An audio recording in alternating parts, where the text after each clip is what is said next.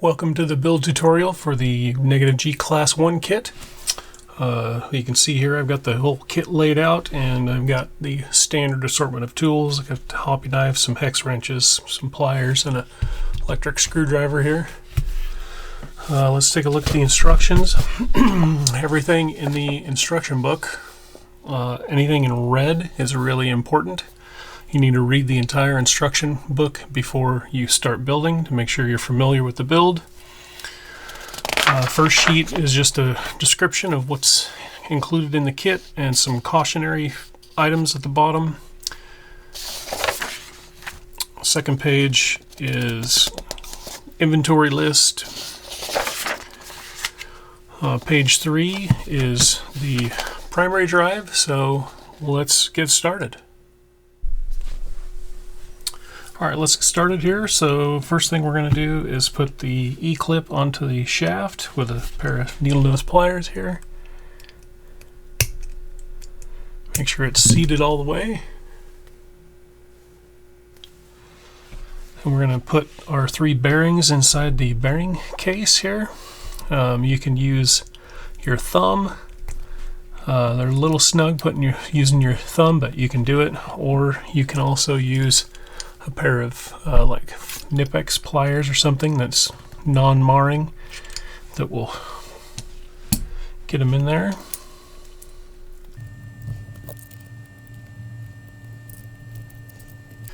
Okay, bearings are in.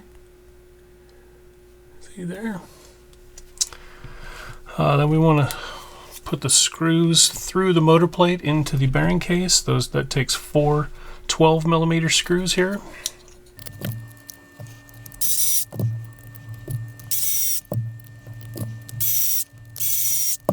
Now I'm just going to remind you to not run these screws in as fast as you can with the powered screwdriver. There are warnings all through the instructions. You need to take your time with these. You need to put them in. The short screws, I would say put them in about 80 to 90%. Let the plastic cool off, and then put them in the rest of the way with a handheld hex driver.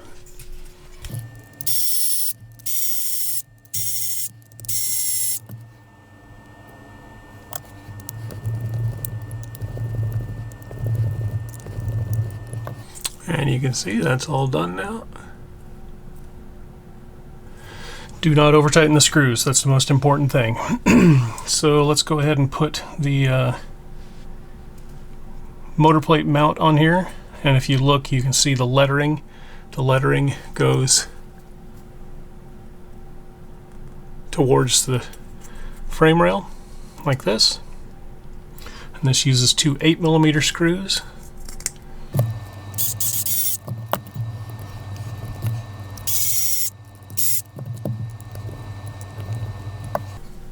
Okay, there's the motor plate mount, all done. So now let's insert the shaft into the bearings. Next piece is the 5x5 spacer. Then the 2.5x10 dowel goes in.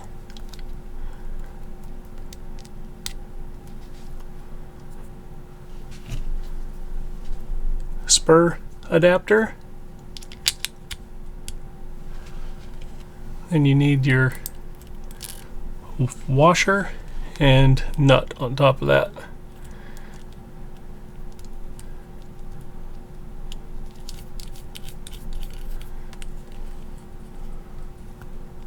And you can use your wheel nut driver to put that on. Let me go grab one of those real quick. Okay, that's tight. Then we can put our spur on. That takes the 3 6mm screws.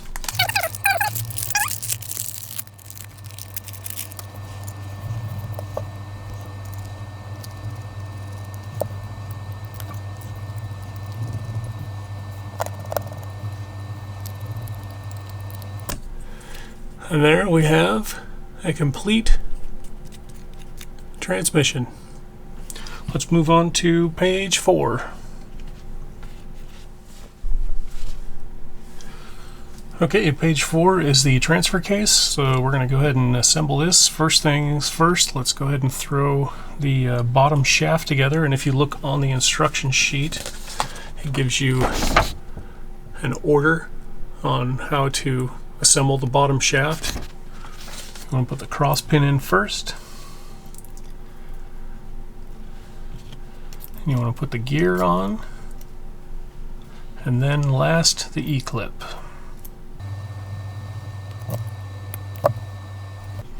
We'll go ahead and put the E-clip on the small shaft as well.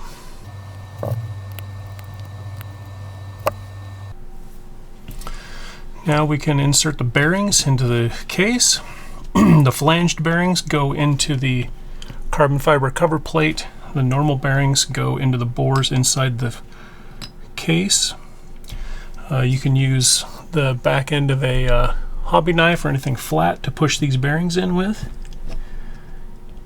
It should slide right down in there.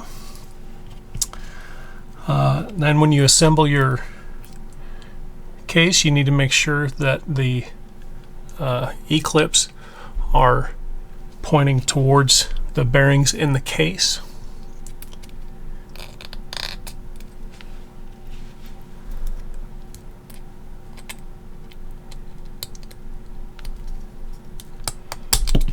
Oops.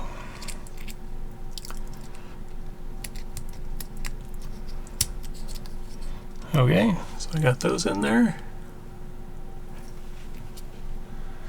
And we can put the 4mm bore bearing goes in the top hole. The flange goes on the inside towards the gears. The 5mm one goes into the bottom hole. Just like that. And then that slides together. You will want to put a little bit of grease inside this transfer case. You don't need a bunch, you just need to fill the voids a little bit and spin it around. Just make sure the gears are kind of evenly coated. You don't need to pack the whole thing full of grease. It's absolutely not necessary. So let's go ahead and slip the cover on here. And the tolerances on some of these bearings are a little on the tight side, but that's okay. We can live with that.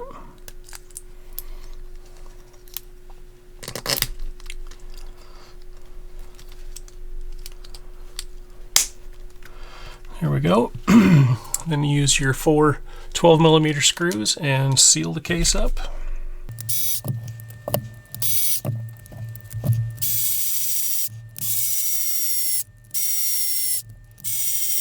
You want to make sure and let your screws cool off before you tighten these the rest of the way up with your hex driver. And there you have a transfer case all ready to rock. That completes the transfer case. Let's move on to page 5. Okay, page 5. I like to start by putting the sliders on first. So we'll put this on with a 10mm screw here.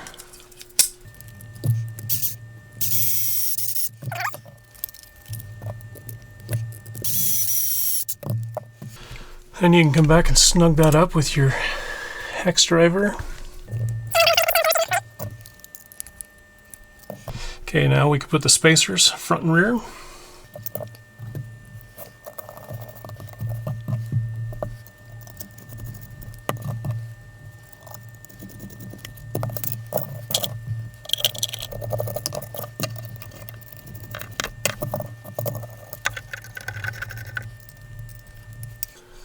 Okay, spacers installed.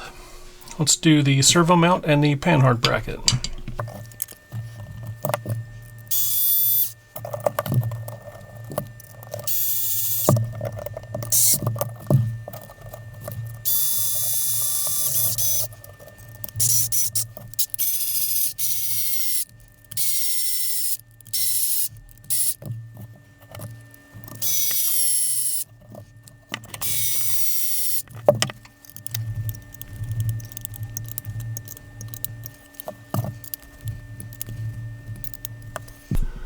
There we go. There's page 5, all done. Servo mount, Pinehard mount, and sliders are installed. All spacers are installed.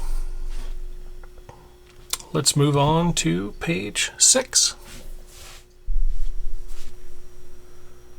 All right, sheet 6. Sheet 6 is the most important instruction page in this book, in this build.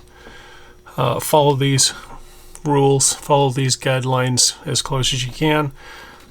If you just take a powered screwdriver and just ram these home all the way in on both sides, the material that's pushed in front of the screw will get bound up in the middle here, and your screws will get stuck in here, and then you'll have to cut everything apart and order a new skid plate. So I don't want that to happen. So please follow these rules to the T to avoid any kind of binding or screws getting stripped or anything like that. So anyway, let's get started. So you want to use a powered screwdriver if you have one,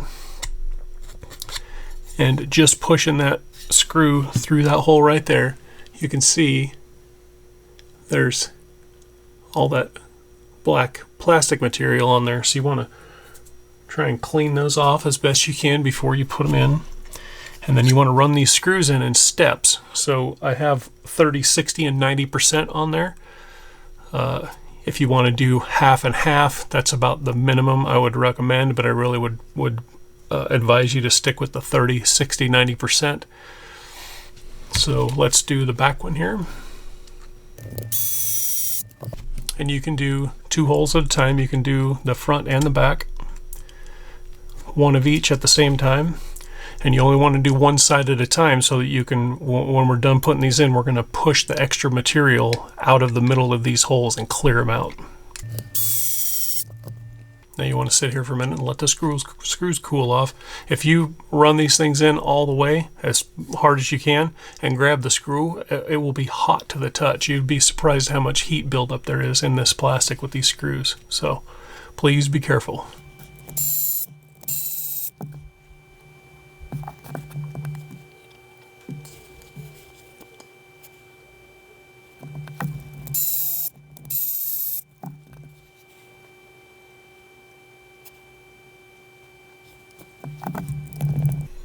You don't have to go all the way bottomed out if you don't want to, because the frame rail is 3 millimeters thick. So if you go in so that there's about maybe 1 millimeter left in between the screw head and the skid plate, that's probably sufficient. And you can pull these back out. I would advise doing this in steps also to not overheat the plastic.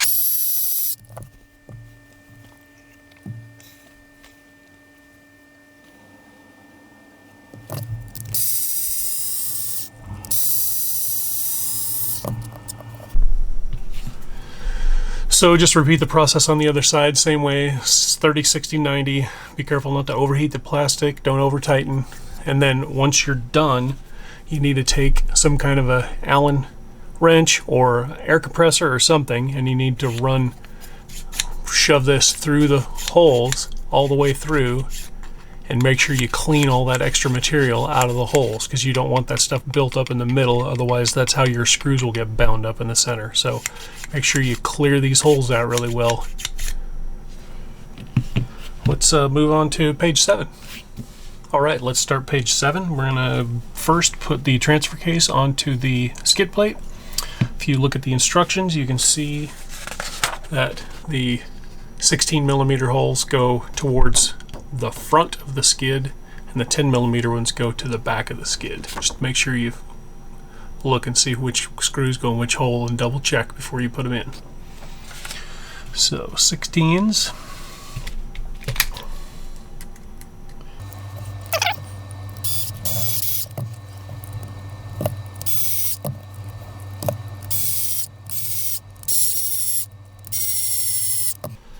Same thing with these screws, run them in to about 80-90%, let them cool off, and then you can run them in the rest of the way with your hex driver. So let's go ahead and start putting the primary drive into the chassis rails here.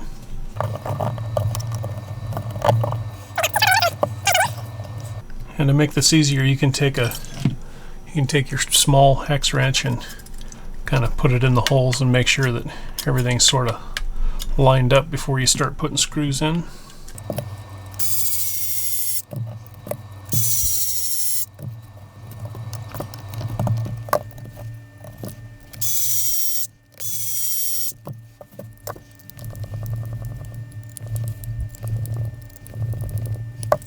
Remember, do not over tighten your screws. Very important.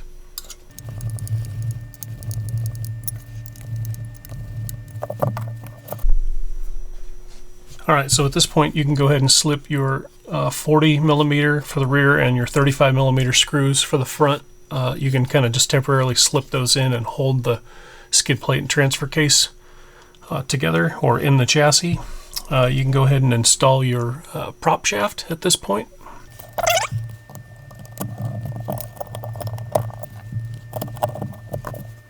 Alright, and so that is the completion of page 7, and that's the base chassis all put together. So the rest of the instructions give you details on link lengths and that sort of thing, so let's go over that next. Page 8 shows you the lengths for TRX4 axles. These are eye-to-eye lengths, so depending on what company you're ordering these from, you need to make sure you get your dimensions correct when you order. Negative GRC will be stocking links for TRX4 and AR45 axles in the very near future, so keep an eye out for that. Page 9 is the AR45 link lengths. Page 10 is the links for Vanquish Phoenix F10 axles. Just a note, if you are going to run F10 axles, then you'll need to grab the additional F10 panhard bracket off of the site. Those will be in stock in the store as well. So you'll need a F10 panhard bracket if you want to run these this panhard length here. This is the approximate length for drive shafts. If you want to run steel drive shafts, trimmed TRX4 or axial drive shafts work just fine. Just got to trim them down a little bit. The plastic ones, we've always had good luck with the plastic ones, but if you want to order the cut to lengths from, I believe, Deluxe Fab or whoever has those, or someone else, that's the approximate length you need. Page 12 shows how to install the upper front link at the chassis end. So that gives you the order of hardware for that. Page 13 is the upper front link for TRX4 axles. You can see all the different hardware there, and all this hardware should be located in your motor plate bag. Page 14 is for AR45 axles. Again, all this hardware should be located in your motor plate bag. The included 5mm spacers, 25mm screws, and the 3mm lock nuts are all for shock mounting at all four corners. And this also shows you need to have a minimum 24mm servo horn. There are some cheap ones on Amazon that you can get that work really well that we like to use. And there you go. There's a full chassis with axles and everything installed in it. So that's the end of the tutorial on how to assemble the Class 1 chassis. Hit me up with any comments or questions below, and appreciate you purchasing a kit, and good luck with your build.